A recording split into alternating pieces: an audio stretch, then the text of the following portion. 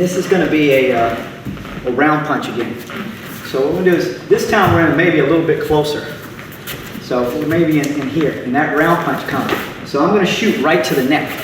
Instead of turning and going to the arm with both hands, I'm going to go whoop, right into the neck.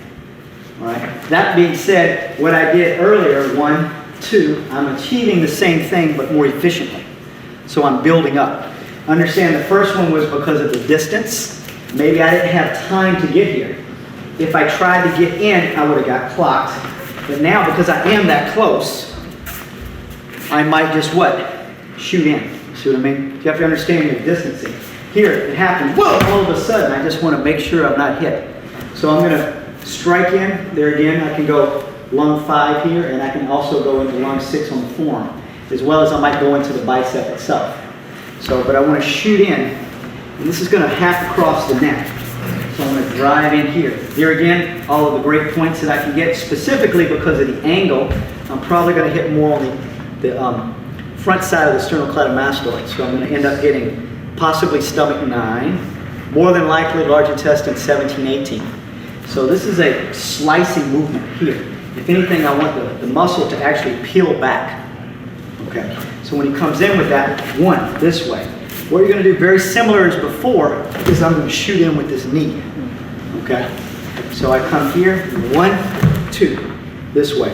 One of the ways my feet work, I'll show you 2 ways to do this. Either I shoot right in, or I change angle like we did before. For example, I come here and I'm able to angle, I kind of jump into it. So it becomes this type of action. If I'm straight in, it just goes. You see what I mean? So 1, I can create that same distancing.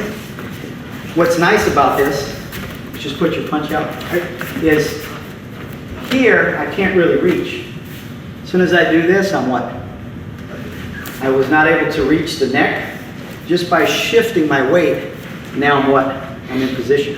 So sometimes I can either enter, or I see the punch coming, I just what? Get out of the way. Puts me in the same thing. So here's that T stance. So what I do is I kind of jump into it. Or I'm here and I'm pushing forward. My weight is already on this leg, right? So you just drive it. If the weight is on the leg I want to use, I do the little hop. See, I bring the heel up and I bounce. If the weight's forward, it's ready to go. So what I want to get at the point is I can still knee you with the same knee regardless of where my weight is. So I either shoot or I create a bounce so I can get it there. All right. So 1, 2. From here, we're going to hack across. Before we went straight up, this time it comes straight across this way. So it's an upward diagonal elbow. And of course, when I hit, I can possibly get elbow and forearm, okay, this way. So what I want to think is 1, 2, 3, 4, 5. From here, past the arm. So you're going to toe out. As I bring the arm down, I'm going to catch, rotate, and think of breaking. Okay. So as I rotate, I snap. The body will respond, and then from here I'm going to strike into the groin. So I can either use a whipping hand, or I can use a whipping back fist. So either knuckles or the tip of the fingers. Boom. What happens, the body drops forward. From here, I'm going to use the top of my knuckle, and I'm going to cut across the bicep. Come back, crack the arm again. Very similar like we did before. Bring it down, but now chop straight up. Slide, impact, use that knuckle again, stomach 9, rotate behind,